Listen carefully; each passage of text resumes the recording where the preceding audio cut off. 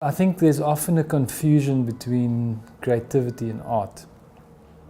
So art, painting, drawing, dancing, singing, those are art forms, which I think is a subsection of creativity.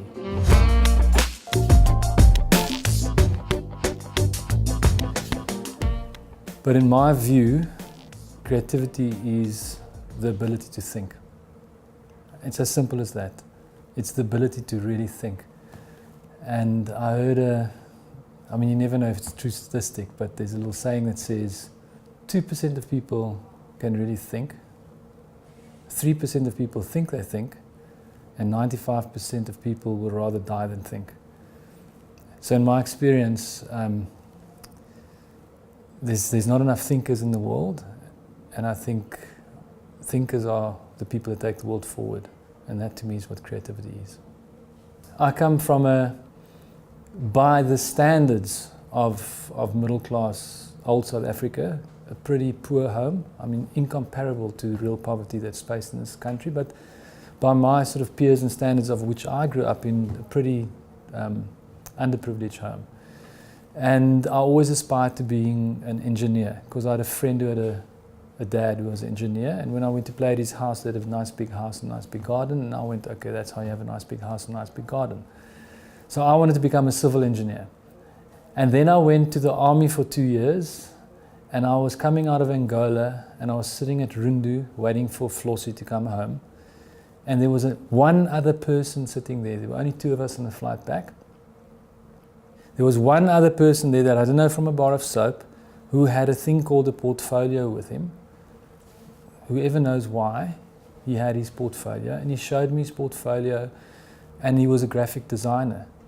And somehow I just knew this is what I want to do. So it was quite like so I then found out, where can I study this thing called graphic design, and at that stage I came across a place in Woodstock, Cape Town, called the Ruth Browse School of Art.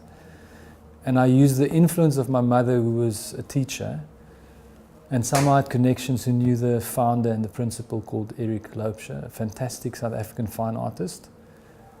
And I think I did a portfolio. I could draw a bit. I mean, I drew a little bit, but not much. My father was actually a really good artist. He was a wine bottle label designer as one of his careers when I was an infant. And I kind of linked those things later on in my life, that, okay, that's obviously where it came from. And at that stage, actually used his influence to take me to an agency that worked back then for the Rembrandt Group. Can't even remember the name. Really old school, remember seeing the storyboards. So when I was studying, I went and looked at that. And that's how it happened. So it wasn't like a pre-planned, this was going to be my career. I literally just saw the opportunity and just went for it and started studying, and I think it was the beginning of 1988 or 9. My first interview was at Darcy, Massius, Benton and Bowles in Cape Town. I went for an interview the day after I graduated. And then from there I went to an agency that back then did the J&B Butterfly ad. So that was quite an iconic piece of communication back then. And I wanted to work there. In fact, the first place I drove into on the night of graduation, because we were had a bit too much to drink, so I was drinking and driving, thinking back, in I had a Beetle, and I drove in at Ogilvy in Cape Town. And I actually still remember a photographer shooting the new GTI in the middle of the night, which after the fact found out, because the wind and shooting on a long lens from a long distance into the studio, that's why they shot in the middle of the night with Cape Town's wind. It was a photographer called Barry White, which also later on I put it all together, but didn't go there for interview because I wasn't aware who the top players were. So the second interview went to Follett, Sievers and Associates. And it was funny because my mother asked me to cut my hair, because by that stage, coming out of the army and going to art school, I had long hair. I already had bells on my shoes, which I started at art school. And my mum said, no, you can't go for an interview like that. You have to cut your hair and put on your Sunday suit. And then I did all of that, and in the interview was interviewed by a guy called Albert Gariazzo with his long hair. So it was quite a bit of a thing, my entry into advertising. But in that agency where I was for my first 4 years, it wasn't at the outstart the most creative agency, but it was run by a guy called Clem Thollet, musician, folk musician from the then Rhodesia, Zimbabwe. And I had incredible learnings just because I was thrown into the deep end very soon. I mean, I had a very senior writer. Yeah, there's one who really influenced me, Laura Feldman, who works in the States now, who came from Joburg, and I was paired with her within my first 6 months. So I had a very good writer to work with. And I did a lot of their work in the first couple of years. There was a guy called Henny Legrandsie, art director from Ogilvy, who joined us as that agency started to grow. And I then joined him in a band for which I played for 4 years. So I mentored on many levels. And then fundamentally career changing, I would say, is when the agency won Engine back then and had the purse to purchase Matthew Bull. And Matthew just came from Hans to Ogilvy. He then joined as the head of creative. And I had 18 months working with Matthew, which actually exposed me to the broader Joburg mecca of advertising. So suddenly I became more aware of TBWA Hunt Lascaris back then, or just Hunts. Network, I think, was just starting out. So they were like quite a big name. And I became conscious of, okay, there's another world up there. Being very isolated in Cape Town. I think today Cape Town is quite a hothouse. Back then it wasn't. It was minuscule compared to Johannesburg and what was happening. And us not even being aware of it. And then Thollet's went into quite a severe decline, which was insightful because it was bringing in a creative person, trying to change an agency from a low level of creativity to high level overnight, and the conflict with clients and how relationships started falling apart. So he might have had a hand in what happened there. I mean, I was too young to really know what was going on. But then Thollet's went under and I jumped ship before that happened. And Matthew again helped me. And I think he might have sensed that, I mean, I was in it for the right reasons. And he actually phoned Mike Shallett from Network. And Mike came down and gave me the job. So, and I think that fundamentally, I have to kudos even more so to Mike and Network and Keith. So I spent 2 years there, saw that agency grow, and then we had this idea on this couch, funny enough that you're interviewing on this couch today. So this was the couch where we cracked the idea of, well, we started discussing this whole idea of our own agency and doing fresh advertising and calling it Fridge, which obviously then sparked another sort of take on advertising called takeaway advertising, which as an idea was so compelling that we resigned without even thinking and opened the doors to Joe Public takeaway advertising in, I think it was March 1998. And I remember Mike actually going, "You're freaking crazy." Because I had such a good run and I so loved working at Network because the work we were doing was just amazing. So we started the business. Quite an interesting story was finding Gareth as a business partner. Most people in the industry know it, but in shorthand, it was Noel and myself. Noel's a copywriter. I'm an art director by trade. So that was the starting point, over quite a few bottles of red wine. And then intuitively knowing that you need the business guy, because that was the standard. You know, you got a creative and the business guy. And him introducing me to Gareth from Jupiter's then in Cape Town. And the first night at Bar Delhi, when we met, he told me that story about saving the paddle skier's life, which in the story came out that the paddle skier was me. So I drowned in 1995 at Thermopylae. I physically actually drowned. And when I came to, on this roll of pipes in the NSRI I thought it was an intervention of God, because when you on your last little breath, you quickly find some form of a faith, because I don't think as humans you really want to leave this world. It was insane to actually realize 3 years later, to meet a guy that tells you the story about an idiot boatman. And then that fundamentally was actually, there was more so the connection between me and Gareth. That was like, that's it. And it was almost based on that that we took that step and moved forward and started Joe Public from absolutely nothing, from Noel's flat, with no clients. We tried to get an investor who wanted 80% of the business, and we said no way. So we started from scratch, and back then Hurt & Carter loaned us our first Mac, and it's quite interesting that you can start an agency with intention and with a Mac. So, and we started, and within 1 year we were doing very, very well, by all accounts. Noel was actually, interestingly enough, playing more. So although he's a really good writer, his real talent is actually selling. So he became more the sales guy. And I, from day one, was more the pure creative. This business has grown me from being a person who could not speak in front of people at Network to introduce myself. I actually had to mime my introduction because I was crapping myself so much. And then people thought that was quite a creative way of introducing yourself, but meanwhile I just couldn't speak. To being able to really be on the front foot with it's just amazing what your own business can teach you. I mean, those little details and nuances in between that's so far removed from just the job. But we started, Noel the sales guy, Gareth the beans guy, and myself the creative guy. But Noel and myself teamed up for the first year and did most of the work. And fascinating, like every single thing we did was creative. Because we had these tiny clients, and the industry was going through this phase of doing a lot of scam for non-existing clients. Now, our real clients were all scam clients. They were all these little clients off the street. Ice Model Management. Their 5th birthday, we did a rice cake with 5 candles in. It won Ad of the Year. Our business card, which was actually Gareth's idea, so as the creative director, actually executive creative director, entitled myself. Actually, it was called the head creative chef because we had takeaway advertising. I approved his idea, so I got credited for it. But the till slip was his idea, which won us our first gold Lurie in year 1 and a D&AD. So Gareth's probably one of the few creatives. He was the maitre d', the MD.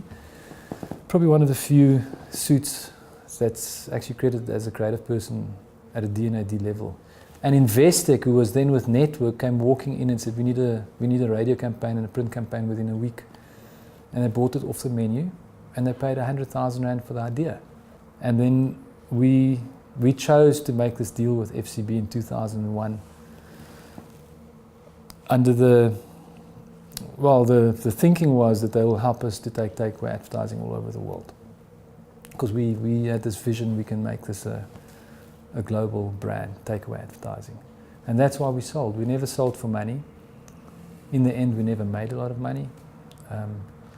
And we entered into an 8-year relationship with FCB, which then, after the deal, sold 100% to America. And for 8 years of our history, of 17 years, so 18 years this year, we actually reported to America, which was very insightful in terms of what happens when you work completely for yourself versus what happens when you work for a global group. You know, most people, we labeled the creatives, but in essence, all people are creative. You're born to create. I saw a little video the other day that it asked the question, when did you stop drawing? And everyone draws as a child, and then by 5, 6, somehow they stop drawing. What makes them stop drawing? What is that intervention? What does someone say that makes them stop drawing? We're naturally creative. And people forget that you actually create your own life by creating your house, your clothes. Children is a form of creation. We forget that. So starting your own business is a form of creation. So I would say the disconnect because the intention to take this creation and give it wings was the reason why we sold. I think that lack of freedom started eating away at us. It's probably the best thing that ever happened to us because it makes us fiercely independent today. I mean, who knows what the future holds, but we've had many offers in the last couple of years. But because we had our learnings there, we're going for as long as we want to work in this industry, why would we work for anyone else than ourselves? It's more risky, but it makes us hungrier.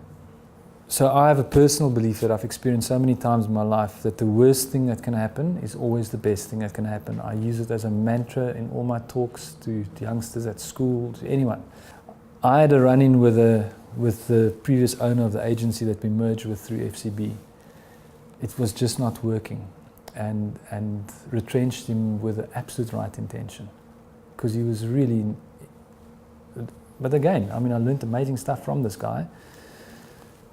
But it didn't work, and cut him out of the business, and he then went to work for our biggest client and became the marketing director, and within a month fired us. And then to lose half the agency, to close down Cape Town, which was our little baby, to retrench 35 of 65 staff, like cut the agency in half, but like literally overnight. It was probably one of the most traumatic experiences in the business of advertising I've ever had. But within that moment we realized, hang on, this is probably the only time we'll ever be able to afford to buy this business back. And Gareth and myself got onto that page and we started relentlessly pursuing it.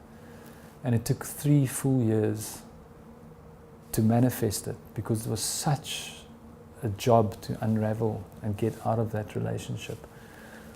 And it happened with the help of one of our mentors today, who's on our board, who was with FCB, who somehow managed to help us to get the business back. So on, I think it was 26 February 2009, after literally 3 years, 2.5, 3 years, of negotiating, to and throwing with America and ongoing, we got the business back. And it was ground zero, because not a lot of people know that, is that we literally put everything on the line and we had nothing, and we were entering the worst recession ever. I mean, there was a little recession, I remember, in 2001, 2002. There was a bump with the whole. 2009 was crazy. I mean, I remember Gareth, we laugh after the fact, but he was developing like zits on his forehead from stress as he saw the money going down. I mean, back then, I won't mention the names, but one of our biggest clients back then cut marketing to zero and our fee dropped to zero. And we chose to work for them for 7 months for nothing, for free, because we said if the wheel turns, and that's the kind of stuff you do when you're in charge of your own destiny. We said if the wheel turns, that client's going to be with us, and they're with us till this day, and they're a great client. So that happened there, and we started recreating this business from scratch, with loan desks and loan Macs in a very dodgy little corner. It was an ex-client's premises in the design quarter on the top floor. It was in that stage that we started questioning, but why do we actually exist? Why do we have this business? And we worked really hard on finding that answer for 6 months. And we were 30 people then, and we did it with all our staff. We included them. We had many workshops. And unanimously, what was apparent through all the conversations was one word: growth. Like it's such a natural human thing, growth. And we put growth at the core. But we also somehow realized that we're in a very self-serving industry. We often do things very much for our own egos. And that's also interesting, that when you do stuff for your own ego, you manifest to a certain level. But when you start really stepping into service of others, things change. And we realized, simple, I mean, it sounds so 101 of advertising, but we're here to serve the growth of our clients. Number one, without them, we don't have a business. And maybe we knew that all along, but we never verbalized it. And then based on that, if we do that job well, we can serve the growth of our people. We can invest in them, we can send them to Cannes, Design in Durban, business coaching, whatever, all the things we do today. And then the third pillar of our growth is growth of our country. So whether that is creating a bigger and bigger agency so that we can create more jobs, which is needed in this country, or whether I endeavor like one school at a time. I mean, I heard another beautiful saying the other day: great work doesn't sell, it gets people to buy. So, and that's the work we're starting to really aspire to. We've done some really good stuff, but we aspire to great work. So Jim Collins said, good's the enemy of great. That's the world we live in. And we call it the great fight, because it's a fight because it's hard work. Everyone has to work harder if you want to do great stuff. But every time we take the initiative and we take on the fight and we get what we want in the end for our client, we get the results. Every single time. The problem now is we only get that right 1 in 20, 1 in 30, 1 in 40. It's not to move it up and do more of that. And I think that's the industry issue, that I think we need to start discussing more how we move forward. Might have been an industry issue for the past 20 years, I don't know. But I'm very conscious of it now. That what we do, we make ads. And best we make ads that people actually talk about. So I had this meeting with my creative guys yesterday, starting to discuss what makes great work. And we had a whole debate because there's just so much mediocre work around, even within our own fold. And you can see how the world's become so busy, everything is faster, faster, faster. There's always time to redo things 3 times. But instead of finding a way or lift your head out of the chaos to just have a conversation to take the proper time, we rather do it 3 times over before we get it right. That's just I think that's probably in all industries, not just the ad industry issue. But we were really starting to get down what makes the great work and authenticity. So it's been quite a journey to get to a level of having this creative department. And we've got the 5, 6 different businesses in the building now. So slowly taking the learnings, because those businesses are 1, 2, 3 years old. They're startups. One's about 30 people now, Ignite, Shift 6, the other one's 10, 12. They're all starting to bubble up. And all those leaders we've put in place there, those partners in those businesses, they have to have their own learnings. So slowly, whatever we learn, we'll cipher down into them to speed up their growth. They don't have to go through what we've gone through. But it's taken 15, 16 years to get the creative department to a level that I can honestly say we have got a hot creative department. Like just a really exceptional, diverse team of people. Not as diverse yet as I would like it to be, or all of us collectively, but we're working hard on true diversity.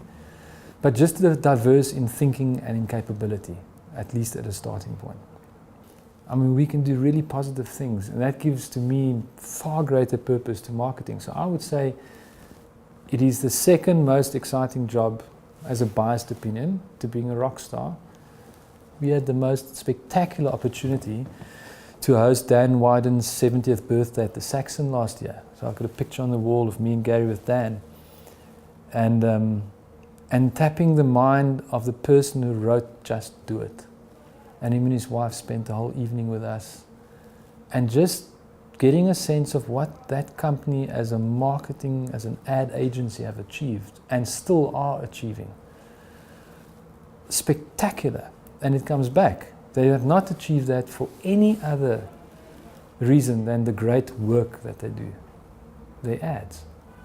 And I think that's our next phase of our growth as Joe Public. We've built the foundation of a really good agency. It's now to deliver greatness to our clients. There's so many little things that's happened along the way. So again, it's 25 years now. And I really feel, and honestly, I'm not just saying it, I feel like I'm at the beginning.